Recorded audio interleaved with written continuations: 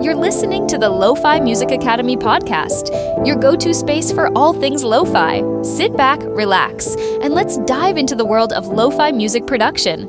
Hi, and welcome to the Lo-Fi Music Academy podcast.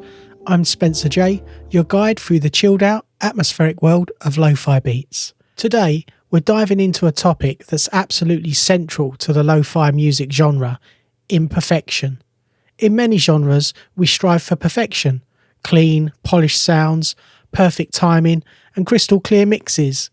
But lo-fi flips that idea on its head.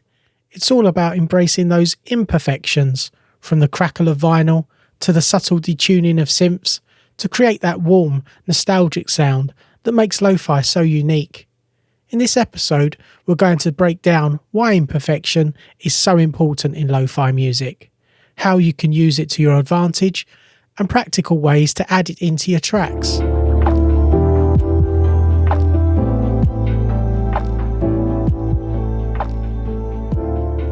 Let's start with the big picture. Why does lo-fi embrace imperfection? Well, lo-fi is short for low fidelity. It's all about creating a sense of nostalgia and warmth. Think about it. When you listen to an old record, you just don't hear the music, you hear the crackle, the pops, the little inconsistencies. These imperfections take you back in time, creating a feeling that's more about emotion than technical precision. Lo-fi music reflects the same idea. It's about capturing the mood and essence of a moment rather than trying to make everything sound perfect. Imperfections add a human touch. They remind the listener that this music wasn't made by a machine, but by someone with real feelings, real memories, and real experiences. In a world where music production tools allow us to make everything sound perfect, lo-fi goes in the opposite direction, and that's what makes it so special.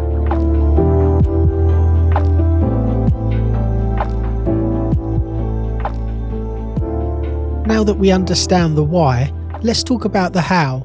There are several ways that lo-fi producers add imperfections to their music, and each one contributes to that warm, nostalgic feel.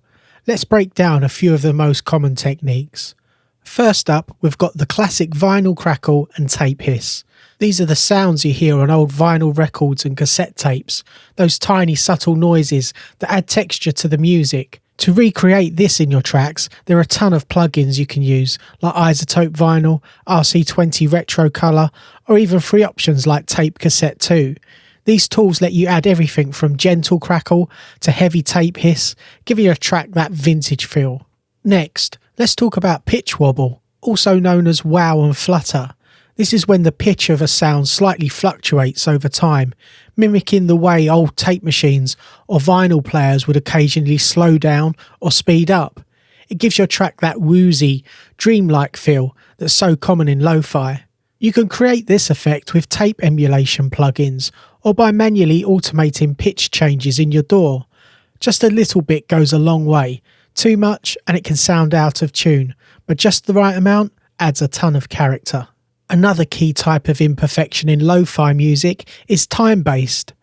While a lot of modern music is quantized to the grid, lo-fi allows for a looser, more human timing. This is where concepts like swing and humanization come into play.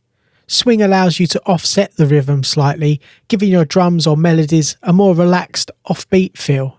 Humanization, on the other hand, ensures that your drums or melodies aren't perfectly on time, mimicking the slight inconsistencies you'd get from a human performer.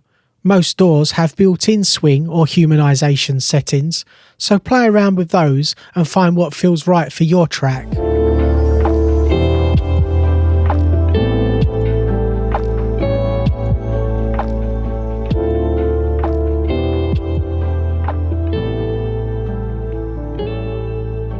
Now that we've covered the theory, let's get into some practical tips you can apply to your next track. One of the easiest ways to add imperfections is to use tape emulation plugins.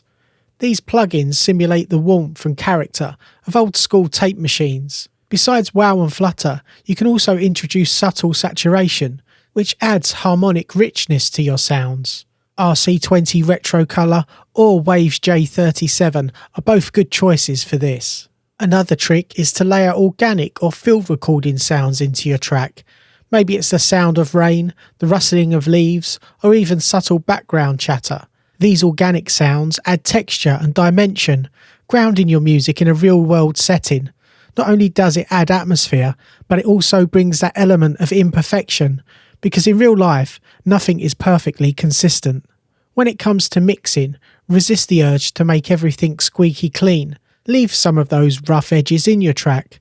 Let some elements distort slightly, or allow certain frequencies to clash a bit. Lo-fi thrives on those imperfections, and sometimes a mix that's too polished can lose that raw emotional feel.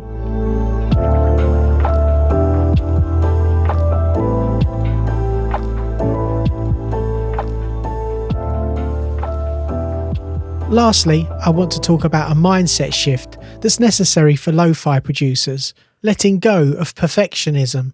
In most genres, we spend hours fine-tuning every detail, making sure every sound is EQ'd perfectly, every beat is on time. But lo-fi demands us to take a step back and embrace the imperfections. In fact, sometimes it's the imperfections that make your track memorable, that slightly out-of-tune synth, or the way the drums lag just behind the beat. It all adds to the vibe. Lo-fi isn't about showing off your technical skills, it's about creating a mood, a feeling, and imperfections are a huge part of that. So next time you're producing, try to leave a few mistakes in there. Don't be afraid to let things get a little messy.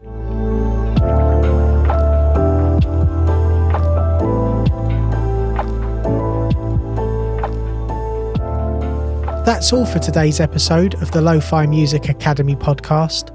I hope this has inspired you to embrace the beauty of imperfection in your own lo-fi productions. Remember, lo-fi is about creating a vibe, not achieving technical perfection. So lean into those rough edges, add that vinyl crackle, and let your track breathe with human-like imperfections. If you enjoyed this episode, please consider subscribing, leaving a review, or sharing it with fellow music producers who might find it useful. Until next time, keep creating, stay inspired, and remember, it's all about the vibe. Take care and see you in the next episode. Thanks for tuning in to the Lo-Fi Music Academy podcast. If you're ready to start making lo-fi music and want to go even deeper, grab your free guide. Discover the 6 essential steps to create a release-ready lo-fi track from scratch. Whether you're using budget gear in your bedroom or a small home studio, this guide will help you get that polished, dreamy lo-fi sound you're after. Just go to www.lofimusicacademy.com. Until next time, keep creating those laid-back vibes, and don't forget to subscribe for more lo-fi tips and tricks.